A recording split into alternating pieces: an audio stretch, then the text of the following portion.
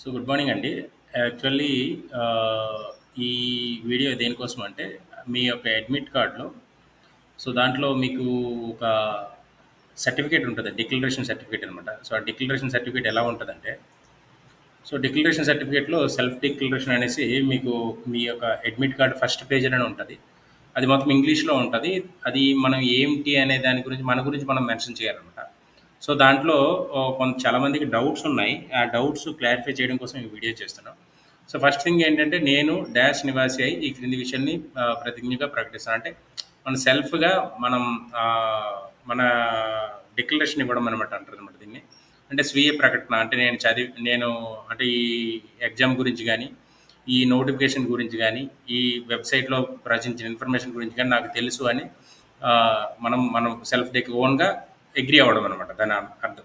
So ఈ పరీక్షకు సంబంధించిన సూచనలు, మార్గదర్శకాలు అన్నీ కూడా exams.nta.ac.in/AISSE అనే వెబ్‌సైట్‌లోన, అలాగే NTA.AC.in అనే వెబ్‌సైట్‌లో కూడా ఇచ్చారనమాట.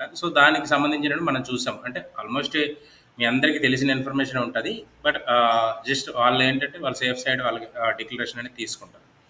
అయితే ఈ డిక్లరేషన్ అనేది ఫస్ట్ పేజ్‌లోనే మాత్రమే ఉంటది. ఇక్కడ కొన్ని సూచనలు ఇచ్చారు డిక్లరేషన్‌లో.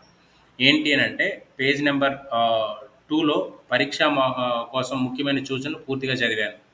అంటే సెకండ్ పేజ్‌లో మీకు కొన్ని సూచనలు ఇస్తారనమాట. అవి ఏంటనేది నెక్స్ట్ నేను చెప్తాను. అవన్నీ నేను క్లియర్‌గా చదివాను. అది మీరు ఇంగ్లీష్‌లో ఉంటది. నేను తెలుగులోనే మీకు అందరికీ ఎక్స్‌ప్లెయిన్ చేస్తాను. పరీక్షా కేంద్రానికి వెళ్ళవలసినవి అంటే పరీక్షా కేంద్రానికి వెళ్ళే ముందర చేయాల్సినవి ఏంటి అనంటే, అభ్యర్థి యొక్క ఫోటోని అతికించాలనమాట. ఏదైతే మీరు దరఖాస్తు అంటే అప్లికేషన్ పెట్టేటప్పుడు ఫోటో తీశారో ఆ ఫోటోనే అంటించాలి. అలాగే ఎగ్జామ్ సెంటర్‌కి వెళ్ళే ముందల అభ్యర్థి యొక్క వేలిముద్రను కూడా తీసుకోవాలనమాట. అదే ఐ మీన్ మీరు ఎగ్జామినేషన్ సెంటర్‌లో తీసుకున్న ప్రాబ్లమ్ లేదు. బిఫోర్‌గా వేయించిన అది పెద్ద ఇదేం కాదు. బట్ తల్లిదండ్రుల సంతకం కూడా చేయాలి. అయితే చాలామందికి డౌటు డిక్లరేషన్ సర్టిఫికేట్‌లో కొద్దిగా డిఫరెంట్‌గా ఉంటదనమాట. ఏ విధంగా అంటే 1 మినిట్. డిక్లరేషన్ సర్టిఫికేట్ అనేది ఈ విధంగా ఉంటది. ఈ విధంగా ఉండేటప్పుడు ఇక్కడ చూడండి, candidates photo same as upload on the application form to be affixed before reaching the centre. అంటే ఎగ్జామ్ సెంటర్‌కి వెళ్ళే ముందల క్యాండిడేట్ యొక్క ఫోటోని ఇక్కడ అంటించాల్సి ఉంటది. అది మీరు ఏదైతే ఇంతకుముందు మీరు సబ్మిట్ చేశారో యాజ్ ఇట్ ఈజ్ అలాగే సబ్మిట్ చేయాల్సి ఉంటదనమాట.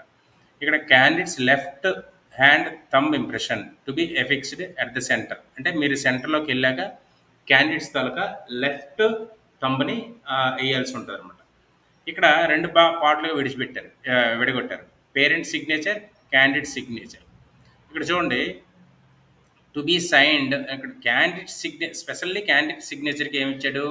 To be signed on the day of examination in presence of invigilator. అంటే క్యాండిడేట్ మాత్రమే ఏదైతే ఎగ్జామ్ రోజు ఉంటుందో ఎగ్జామ్ హాల్లో ఇన్విజిలేటర్ సమక్షంలో సంతకం పెట్టాలి. పేరెంట్ సిగ్నేచర్‌కి పేరెంట్ బిఫోర్‌గా మీరు పెట్టవచ్చు. మీరు చాలామంది అనుకోవచ్చు, తొందరగా రమ్మంటున్నారు, పేరెంట్స్‌కి ఏమైనా అలౌ చేస్తారని. అలాంటిది ఏమి ఉండదు. కంప్లీట్ మీకు బయట పెట్టేస్తారు. పేరెంట్స్ బిఫోర్‌గా సంతకం పెట్టుకోవడం బెటర్ ఆప్షన్. ఇక్కడ కింద కూడా క్లియర్ కట్‌గా ఇచ్చారు.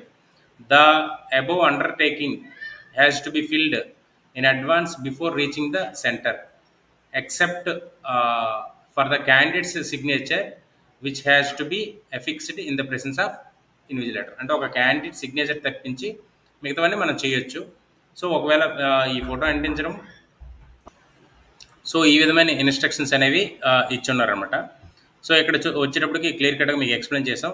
లాస్ట్‌లో మీకు ఏంటంటే గమనిక, పరీక్షా కేంద్రానికి వెళ్ళే ముందల ఇవన్నీ చేయాలి. అభ్యర్థి సంతకం అంటే ఎవరైతే ఎగ్జామ్ రాసే వాళ్ళు సిగ్నేచర్ ఉంటుందో అది మాత్రమే పర్యవేక్షకుడి సమక్షంలో పెట్టాలి.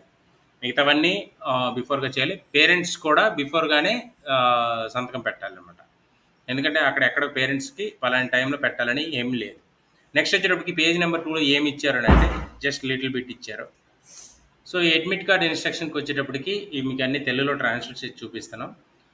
ఫస్ట్ పేజ్ నెంబర్, దీంట్లో 3 పేజెస్ ఉంటాయి. Page number 1, page number 2 and 3. Page number 1 ఏంటంటే పరీక్షా కేంద్రం యొక్క వివరాలు, అలాగే సెల్ఫ్ డిక్లరేషన్ ఉంటుంది. పేజ్ నెంబర్ 2 అండ్ 3లో పరీక్ష కార్డులకు ముఖ్యమైన సూచనలు అంటే ఇంగ్లీష్, హిందీలో ఉంటాయన్నమాట. పరీక్ష ఎవరైతే రాస్తారో వాళ్ళందరికీ ముఖ్యమైన సూచనలు ఉంటాయన్నమాట. అదేవిధంగా అభ్యర్థి అన్ని పేజీలను డౌన్లోడ్ చేసి చదవాలి. పరీక్షా కేంద్రంలో పేజీ 1ను మాత్రమే తీసుకెళ్ళడానికి అలౌ చేస్తారు. రిమైనింగ్ వీటిని అలౌ చేయనివ్వరు. పేజీ 1 మాత్రమే తీసుకెళ్ళడానికి అలౌ చేస్తారు. ఇక అడ్మిట్ కార్డుకి సంబంధించిన సూచనలు తప్పనిసరిగా మనము చదివి పాటించాలన్నమాట. అడ్మిట్ కార్డు డౌన్లోడ్ చేసిన వెంటనే మనం జాగ్రత్తగా తనిఖీ చేసుకోవాలి. ఏదైనా తప్పులు ఉంటే ఇక్కడ కొన్ని మెయిల్స్ ఇచ్చి ఉన్నారు, ఎన్టీఏ మెయిల్ లేదా ఫోన్ నెంబర్ ఇచ్చి ఉన్నారు, వాళ్ళకి మనం డైరెక్ట్గా కాంటాక్ట్ చేయొచ్చు అనమాట. నెక్స్ట్ ఇంకేంటి అని అంటే, ఒకవేళ ఎక్కువ దరఖాస్తులు చేసుకున్నా ఒకే అడ్మిట్ కార్డుతో మాత్రమే పరీక్ష రాయడానికి అర్హులు అనమాట. అడ్మిట్ కార్డు అనేది టెంపరీ మాత్రమే. ఇది అర్హత ప్రమాణాలకు అనుగుణంగా ఉంటేనే ప్రామాణికంగా పరిగణించబడి, అంటే క్వాలిఫికేషన్ కరెక్ట్గా ఉంటూ ఏజ్ క్రైటీరియా కరెక్ట్గా ఉంటూ పెట్టుకున్న వాళ్ళకి మాత్రమే ఇదన్నీ వర్తిస్తాయి. అడ్మిట్ కార్డు ఇతరులకు బదిలీ చేయడానికి నిషేధం అనమాట. ఇది అక్రమ మార్గంలో పరీక్ష రాయడం కూడా శిక్షార్హమైన నేరము. పరీక్షా కేంద్రంలో మార్పును కోరేందుకు అంటే మేము ఎగ్జామినేషన్ సెంటర్ మాకు చేంజ్ చేయాలనేది అనేది అవకాశం ఇవ్వరనమాట. అదేవిధంగా పరీక్షా కేంద్రాన్ని ముందుగా చూసి తెలుసుకోవడం ఉత్తమం.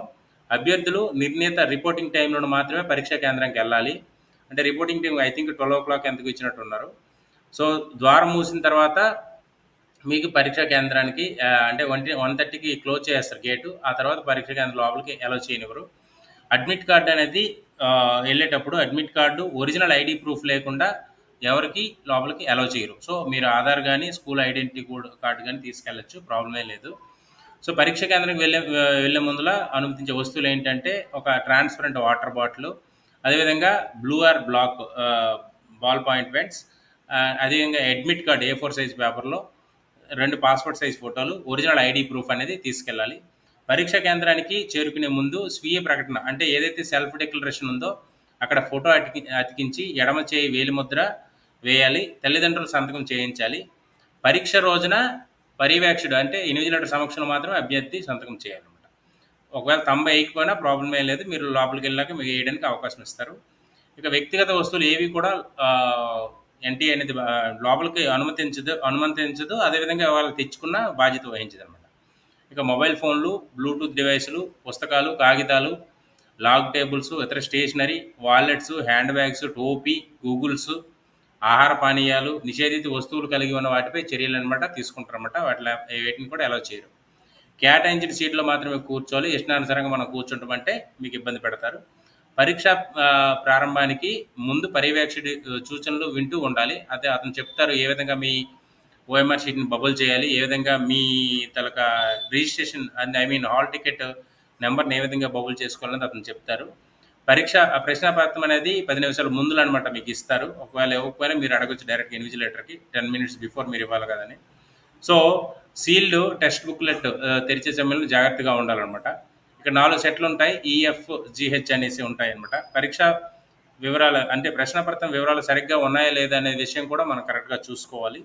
ప్రశ్నపత్రంలో సెక్షన్ A అభ్యర్థి ఎంపిక చేసిన భాషలో మాత్రమే ఉంటుందన్నమాట. సెక్షన్ A అనేది అభ్యర్థి ఎంపిక చేసిన భాషలో ఉంటుంది. B అనేది ఇంగ్లీష్లో ఉంటుంది. ఐ థింక్ ప్రశ్నపత్రంలో ఏదైనా లోపం ఉంటే వెంటనే పర్యవేక్షకుడికి మనం డైరెక్ట్గా కాంటాక్ట్ అవ్వాలి. I think OMR answer sheet ఇక్కడ కరెక్ట్గా మీరు వినాలి. OMR ఆన్సర్ షీట్ పూరించేటప్పుడు చాలా జాగ్రత్తగా ఉండాలి. అంటే కరెక్ట్ ఆన్సర్ ఏదైతే ఉంటుందో దాన్నే మనం బబుల్ చేయాలి. ఒకసారి పెన్తో బబుల్ చేసిన తర్వాత మళ్ళీ మార్చడానికి అవ్వదు.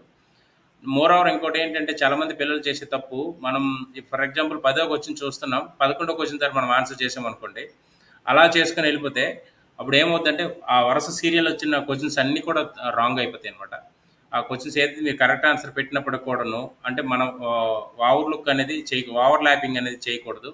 అదేవిధంగా ఓవర్లుక్గా ఒక క్వశ్చన్ ఆన్సర్ పక్క క్వశ్చన్ నుంచి స్టార్ట్ చేసి పెట్టుకోవడం అలాంటివి ఏమీ చేయకూడదు. చాలా జాగ్రత్తగా OMR బబులింగ్ చేయాలి. 1-2 సార్లు మీరు సూచనలు అయితే తీసుకోండి. OMR ఆన్సర్ షీట్లో వివరాలు తప్పుగా ఒకవేళ ఏమైనా ఉంటే అది వెంటనే తిరస్కరించబడే ప్రమాదం ఉంటుంది అనమాట. సో వెంటనే మీ ఇన్విజిలేటర్ చెప్పండి. ఎటువంటి వైట్ ఫ్లూయిడ్స్ అలాంటివి పెట్టకూడదు అనమాట. అయితే సరైన సమాధానాలు షీట్లో నల్ల రంగు లేక నీలి బాల్ పాయింట్ పెన్తో మాత్రమే పెట్టాలన్నమాట. ఇక బహుళ సమాధానాలు గుర్తించి, అంటే చాలామంది 1-2 ఆప్షన్స్ టిక్కులు పెట్టేస్తుంది, అంటే బబుల్ చేస్తారు, అలాంటివి రాంగ్ కింద తీసుకుంటాయి. ఇక తప్పు సమాధానాలకు ఎటువంటి నెగిటివ్ మార్కులు అయితే లేదు. ఎంపిక అంటే చివరి ఎంపిక రాత పరీక్ష, వైద్య పరీక్ష, ధ్రువపత్రాల పరిశీలన ఆధారంగా ఉంటుందన్నమాట. ఈ ఎగ్జామ్కి పరీక్ష ముగిసే వరకు కూడా పరీక్ష గదిని వదిలి వెళ్ళకూడదు. మనకి ఏదైతే 2.5 hours ఇస్తారో 2.5 అవర్స్ని ఎవరైతే ఖచ్చితంగా ప్రాపర్గా యూటిలైజ్ చేసుకుంటారో వాళ్ళకి ఖచ్చితంగా సీట్ వస్తుంది. అంతేగాని ఒక 1 అవర్లో రాసేసి మేము కూర్చొని చప్పట్లు కొడతామంటే దానివల్ల బయటకు వచ్చిన తర్వాత అరే నీ పలానా క్వశ్చన్ కరెక్ట్ చేయలేదు, పలానా ఇది నేను ప్రాపర్గా చేయలేదు, దానివల్ల నేను ఒక క్వశ్చన్ రాంగ్ చేశాను అనేసి బాధపడకూడదు. మనకు ఉండే 2.5 అవర్స్ టైంని 2.5 అవర్స్ ప్రాపర్గా యూటిలైజ్ చేయాలి. ఇక పరీక్ష పూర్తయిన తర్వాత పర్యవేక్షణ సూచన అంటే ఎవరైతే ఇన్విజిలేటర్ ఉంటారో వాళ్ళ సూచన ప్రకారం మాత్రమే కదలాలి. పరీక్ష ముగిసిన వెంటనే కూడా ఆన్సర్ షీట్ లేదా అడ్మిట్ కార్డ్ని పర్యవేక్షకుడికి అప్పగించాలన్నమాట. అదే ఆన్సర్ షీట్ ఏదైతే ఉంటుందో అది మనం వాళ్ళకి అప్పగించాలి. క్వశ్చన్ పేపర్ మనకి ఇచ్చేస్తారు. ఇక ఏదైనా అక్రమ మార్గాల్లో పరీక్ష రాస్తే ఎన్టీఏ ఖచ్చితంగా చర్యలు తీసుకుంటుంది. ఎన్టీఏ వెబ్సైట్ని తరచూ అంటే ఏదైనా ఫర్దర్ అప్డేట్స్ కోసం మనం ఎన్టీఏ వెబ్సైట్ని ఎప్పుడు చూస్తుండాలి. అదేవిధంగా మనకి ఏదైనా హెల్ప్ కావాలనుకుంటే ఫోన్ నెంబర్స్ ఇచ్చి ఉన్నారో వాటిని కూడా మనం డైరెక్ట్గా కాంటాక్ట్ చేస్తే మనకి సరైన ప్రతిస్పందన అనేది వస్తుందన్నమాట. సో ఈ విధమైన సూచనలు అనేవి అడ్మిట్ కార్డులో ఉంటాయి. ఫస్ట్ థింగ్ సెల్ఫ్ డిక్లరేషన్ మనం ప్రాపర్గా ఫిల్ చేసుకోవాలి. పేరెంట్స్ సిగ్నేచర్ అనేది ఎటువంటి అంటే ఇన్విజిలేటర్ సమక్షంలో అవసరం లేదు. పేరెంట్స్ సిగ్నేచర్ బిఫోర్ పెట్టుకోవాలి.